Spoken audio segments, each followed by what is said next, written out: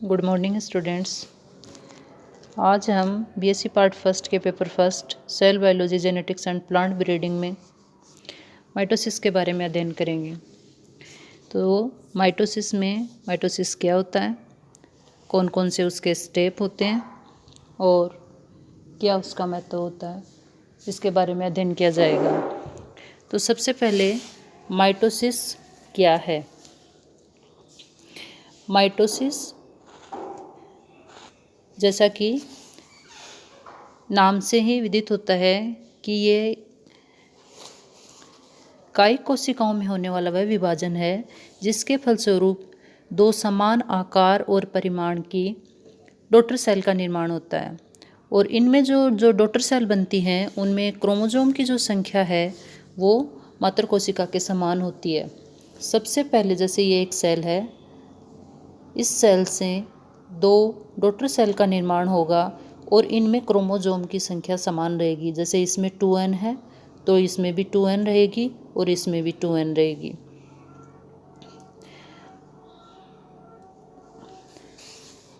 Mitosis जो word है वो सबसे पहले डब्ल्यू फ्लेमिंग ने 1882 में दिया था। इसमें जो क्रोमोसोम है, क्रोमोसोम में एक एक क्रोमेटिड लंबवत रूप से दो भागों में बंट जाता है और वो एक एक क्रोमेटिड है वो संतति केंद्र जो बनते हैं डॉटर सेल उनमें चला जाता है। इस तरह से क्रोमोसोम की संख्या में पेरेंट सेल और डॉटर सेल में कोई अंतर नहीं रहता। तो जो माइटोसिस है उसको अपन दो चरणों में बांटते हैं, 2 स्टेप हैं इसके। पहला है केंद्रक विभाजन और दूसरा है कोशिका द्रव्य विभाजन। तो इसका जो केंद्रक विभाजन है उस केंद्रक विभाजन को अलग अलग स्टेज में बांटा गया है। जैसे सबसे पहले इंटरफेज, उसके बाद में प्रोफेज, प्रोफेज के बाद में मेटाफेज, एनाफेज और टीलोफेज। इन स्टेज के बारे में अपन एक एक करके इनका अध्ययन करेंगे। तो सबसे पहले है इंटरफेज। इंटरफेज जो है वो एक तरह से देखा जाए तो इंटरफेज जो है वो एक तरह से देखा जाए तो मेटाबॉलिक फेज है और एक तरह से ग्रोथ फेज है। इसमें सेल है वो ग्रोथ करती है और आगे के विभाजन की पूरी तैयारी होती है। इस फेज को जैसे कि 3 भागों में बांटा गया जो अपन ने सेल डिवीजन में अध्ययन किया था, G1 फेज, S फेज और G2 फेज। G1 फेज है वो डीएनए सिंथेसिस से पहले होती है और S फेज में डीएनए सिंथेसिस होता है। G2 फेज है उसके अंदर एक तरह से जो भी आगे में जो माइटोटिक डिवीज़न की तैयारियां होती हैं वो सब पूर्ण हो जाती हैं। उसके बाद में आता है प्रोफेज। तो जो G1 फेज, ये जो इंटरफेज है इसके अंदर जो सेल होगी उसमें जो क्रोमोसोम होंगे वो केंद्रक के अंदर धागे के रूप में फैले रहते हैं और एक जाल सा बना लेते हैं क्रोमोसोम, और एक अस्पष्ट क्रोमेटिन जाल के रूप में दिखते हैं और बीच में इसमें एक या एक से अधिक न्यूक्लियोलाई भी दिखाई देती है। उसके बाद आता है प्रोफेज। प्रोफेज जो है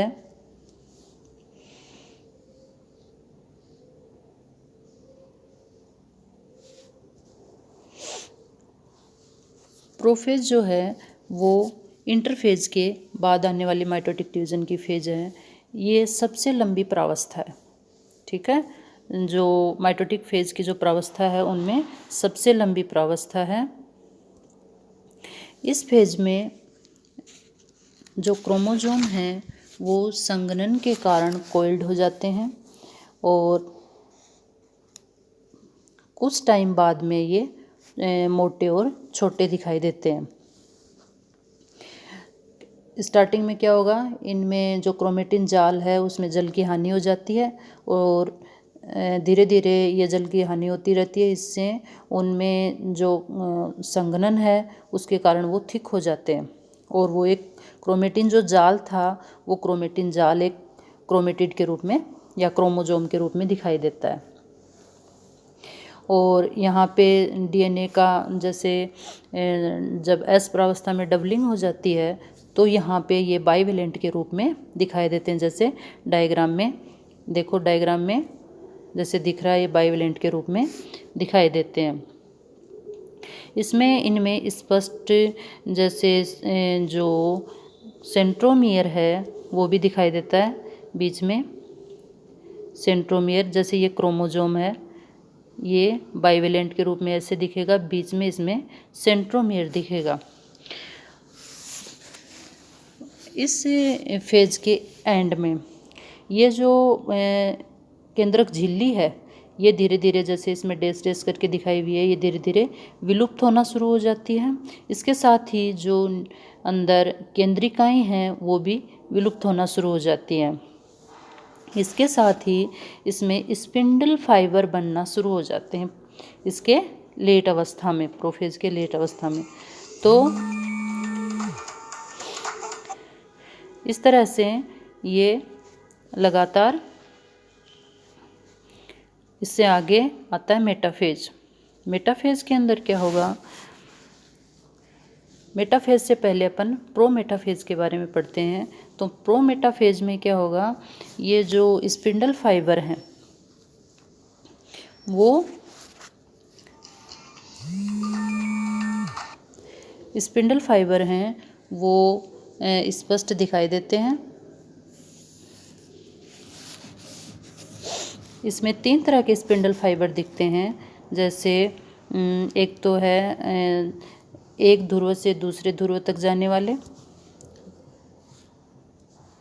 जैसे यहाँ से यहाँ तक पूरे एक ध्रुव से दूसरे ध्रुव में जाने वाले, और इनको बोलते हैं सपोर्टिंग फाइबर। एक होते हैं जो क्रोमोजोम से लेकर और ध्रुव तक जाते हैं, इनको बोलते हैं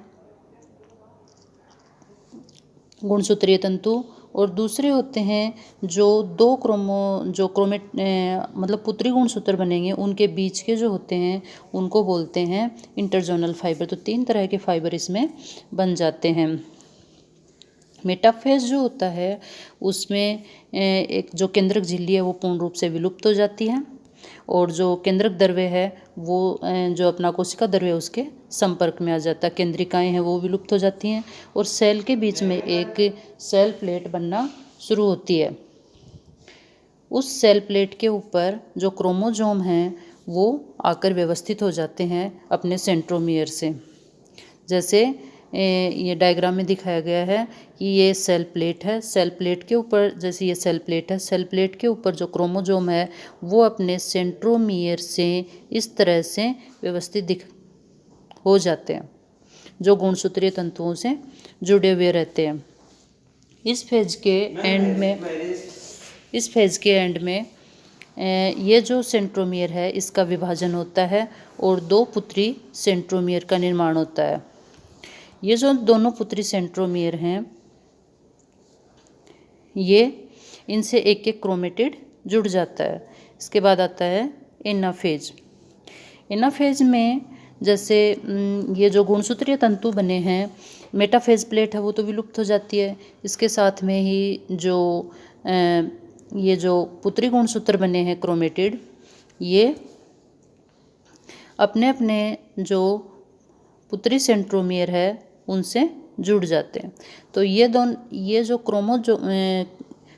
जो फिलामेंट हैं इसके या गुणसूत्रीय जो तंतु हैं और जो सपोर्टिंग फाइबर और इंटरजोनल जो फाइबर हैं, इनमें एक तरह से संकुचन और प्रसारण प्रारंभ होगा, जिससे ये जो पुत्री गुणसूत्र बने हैं ये विपरीत ध्रुवों पे पहुंच जाते हैं।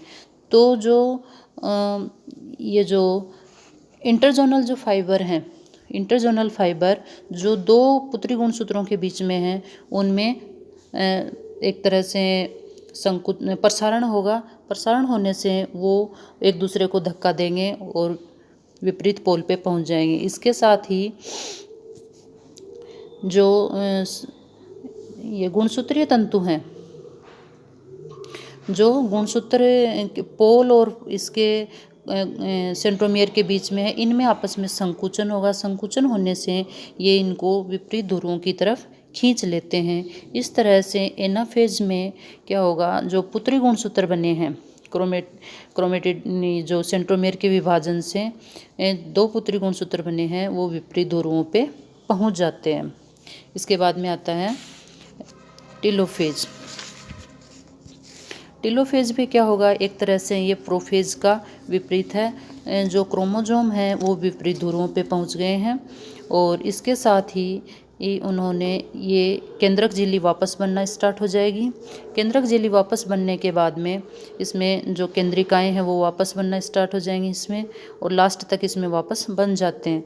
जो क्रोमोजोम यहाँ पे थे वो दोबारा वो हो जाते हैं पतले और जाल के रूप में इसके अंदर फैल जाते हैं। इस तरह से एक सेल के अंदर दो केंद्रक बन जाते हैं। यह है टेलोफेज। टेलोफेज के बाद में है कोशिका द्रव्य, साइटोकाइनेसिस होता है। साइटोकाइनेसिस में क्या होगा, एक कोशिका से दो कोशिकाओं का निर्माण होगा, तो वो होगा सेल प्लेट के द्वारा।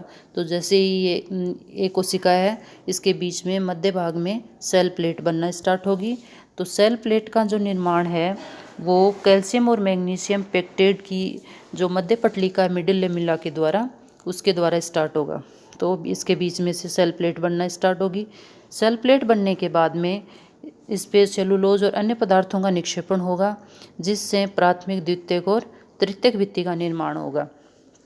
इस तरह से ये कोशिका है, इसमें सेल प्लेट बनने से ये दो पुत्री कोशिकाओं में विभक्त हो जाएगी और इस तरह से यहाँ पे एक सेल से दो पुत्री कोशिकाएं या डॉटर सेल बनती हैं और दोनों कोशिकाओं में गुणसूत्रों की संख्या है वो समान बनी रहती है। यही समसूत्री विभाजन है। और अब है इसका महत्व। तो महत्व क्या है समसूत्री विभाजन का? एक तो ये है कि ये वृद्धि और जो पुनर्जनन होता है, घाव बढ़ना है, ऊतकों की वृद्धि है, उनकी मरम्मत है ऊतकों की, उनके लिए ये अति आवश्यक है। इसके साथ ये जो बहुकोशिकीय जीव हैं जिनका जीवन एक कोशिकीय जाइगोट से प्रारंभ होता है, उनके लिए उनकी जो बहुकोशिकीय जो संरचना है, बॉडी स्ट्रक्चर, वो बनाने के लिए ज़रूरी है। इसके साथ ही इसमें जो आनुवंशिक पदार्थ है वो जनक और मातृ कोशिका में भी समान बना रहता है। इसके अलावा ये एक तरह से देखा जाए तो आनुवंशिक गुणों की निश्चितता को बनाए रखता है और इसमें जो पुरानी कोशिकाएं हैं वो जैविक क्रियाओं के द्वारा उनकी गति शिथिल हो जाती है।